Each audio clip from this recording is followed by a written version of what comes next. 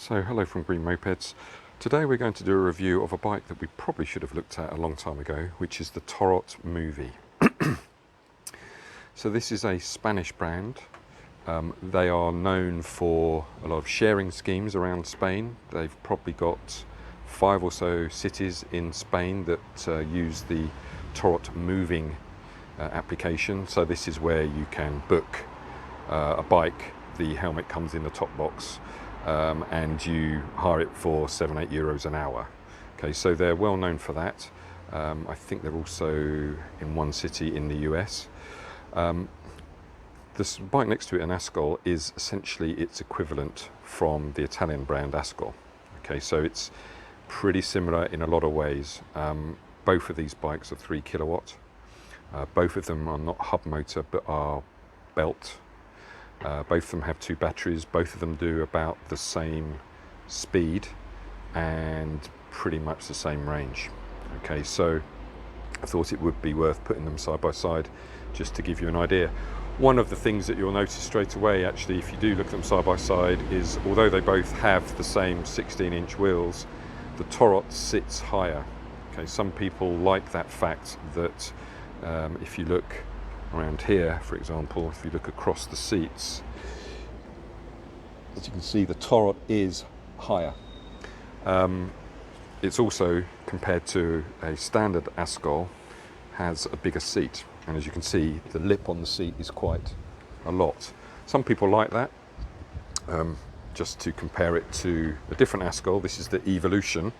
So this is the new Evo bike. Here you've got 2 batteries, pretty similar in lots of respects. That seat, Askoll have now increased their seat size because of the sort of lack of space on the actual ES3. But anyway, we're here to talk about Torrot. So this bike is called the Executive. It's a 125cc equivalent, which is called an L3E bike in electric terms.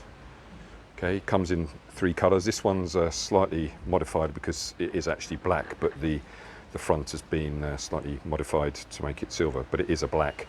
The only other choices on this bike are a silver and a white. Okay, so this bike is about 1.8 meters long, so 6 feet in old money. Its maximum weight that it can carry is 285 kilos. Which is quite a lot compared to some of the other bikes. Some of the sort of lower spec bikes, you're talking about 200 kilos and things like that. Part of that is because it's also known for delivery. So these bikes are used by Domino's, Pizza Hut, people like that for delivery schemes. So consequently they've made it with quite sturdy design. Okay, and the 16-inch wheels, as I said, would help in that. Without any rider on it, its weight is about 93 kilos with the 2 batteries. Okay, so the batteries look like this, and one of the things is worth mentioning with Torrot is how easy the batteries go in, because the connector is actually at the bottom. Okay, so most other bikes have a lead that goes into them.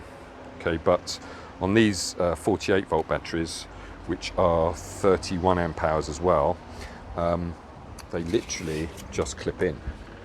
So you can see I can literally just slide it in like that. Okay, and this strap here is to secure them. Okay, and it's as simple as that. You can do it one-handed, as I've just seen. The other thing is that they have also thought with the charger that they should be charging 2 batteries at the same time, okay, off the bike or on the bike, it's up to you. That is an advantage over people like Askoll, who, although they include the battery on board, it will only charge both batteries if you're charging them on the bike. Okay, so with Askoll, to charge both batteries, you either need another charger or you have to charge them one by one. Okay, so a little bit surprised that Askoll didn't think of that. But anyway, so As you can see, 16-inch wheels, as I said, ventilated discs front and back, which compared to a standard Askoll, standard Askolls have drum brake at the back, disc at the front. The new Askoll Evo has discs front and back. Okay, so Askoll have essentially brought out this Evo to catch up on a few things. In general, one is that they have a digital dash now with an app with tracking. They have the bigger seat now, and they also have ventilated discs, and they include the screen, which on their standard Askolls isn't an option. Okay. Talking of screens, you can get a screen on this bike. You can get a couple, actually, different sizes. The rack on this bike is actually optional, so it's an extra cost item, whereas the Askoll rack is a standard feature, so you get it regardless. Okay.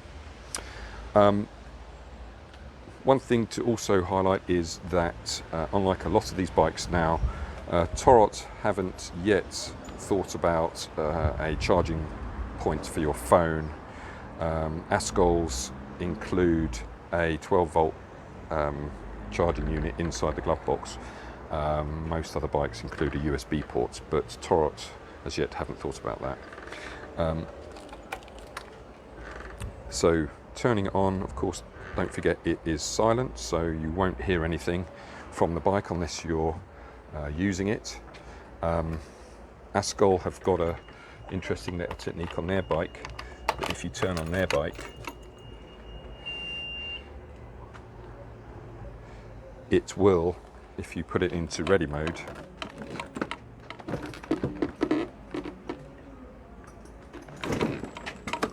and you put it into go, you have that little cheap chirp. That's only while you're stationary on a Torrot Askoll.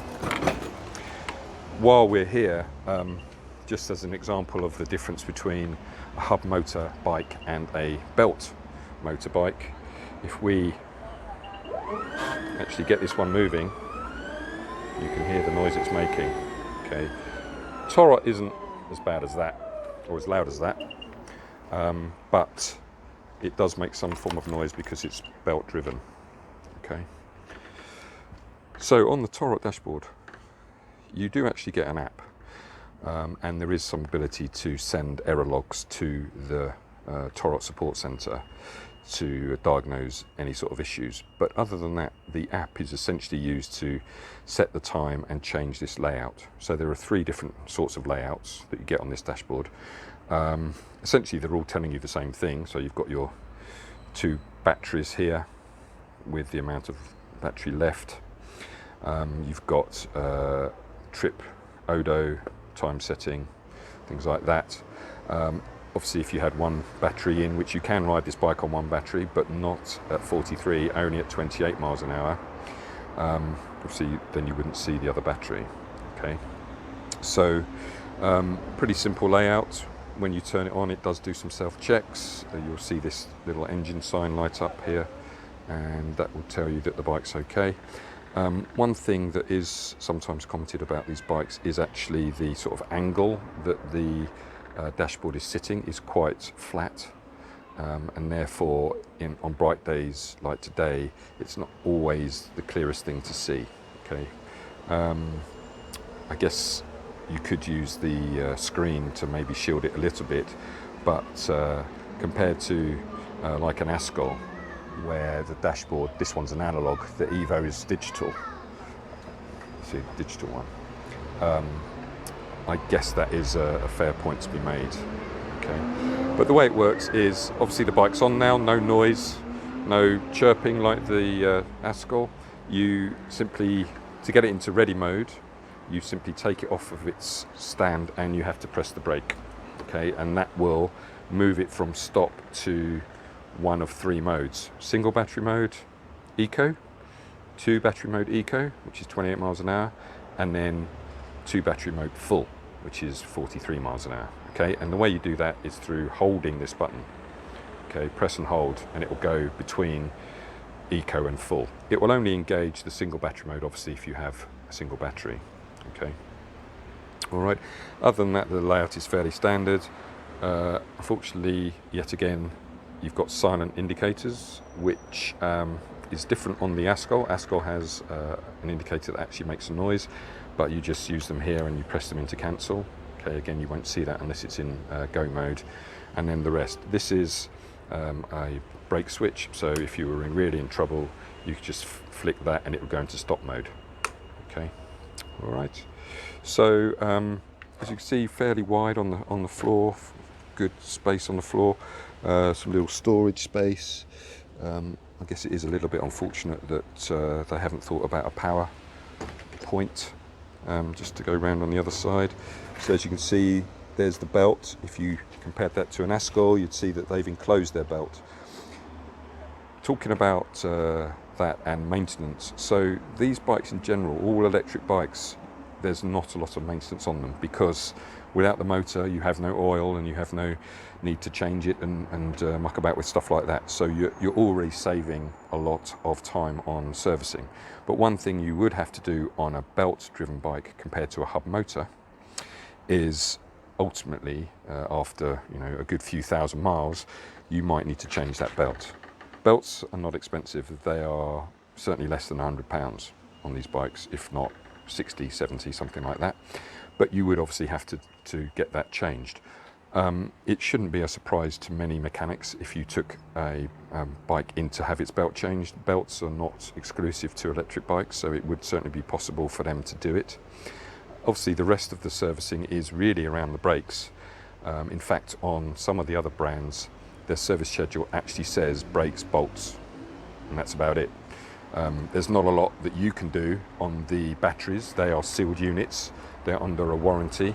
So these batteries, which 48 volt, 31 amp hour batteries, sealed units, you're not supposed to touch them. On the grant scheme in the UK, they are 3-year warranty on the batteries. The quoted mileage of these batteries is 96 kilometers, which is pushing 50. I would say that's a little bit ambitious. I haven't seen that myself. 40 is more realistic on these bikes, so I wouldn't really expect 60 miles from these batteries. Okay, Torrot have actually brought out a battery with 70 mile range, quoted 70 mile range, but these bikes currently, that's an option. Okay, not a standard feature. Okay. So all in all, I mean, mechanically and from a performance perspective, it is pretty close to each other. I could be saying pretty much the same thing about an Askoll as I do about a Torrot. Certainly, if you compared the Evo to a Torrot, you are going to get pretty similar. Both have disc brakes. Both are about 3 kilowatts, well, both are 3 kilowatts in the ES3 at least, compared to the Torrot Executive.